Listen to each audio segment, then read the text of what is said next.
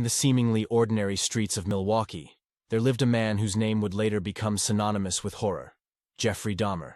But his story didn't begin with darkness. It began with an unassuming childhood, like many others.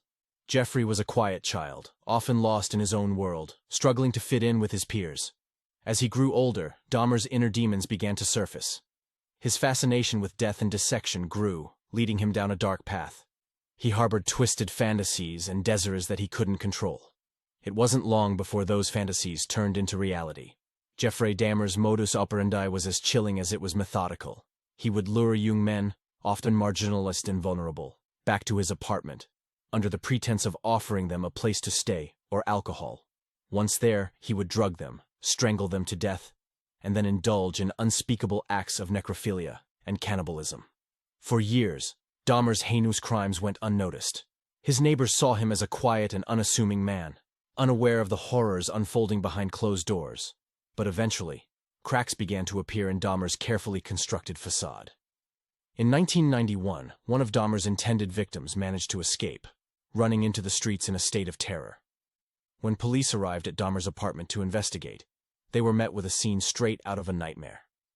They discovered photographs of dismembered bodies, human remains stored in containers, and evidence of Dahmer's gruesome acts scattered throughout the apartment. Jeffrey Dahmer was arrested and charged with multiple counts of murder. But even then, the full extent of his crimes was not immediately apparent. It wasn't until investigators delved deeper into Dahmer's past that they uncovered the true horror of what he had done. As the trial unfolded, the world watched in horror as details of Dahmer's depravity were revealed. His crimes shocked the nation and left a lasting scar on the collective psyche.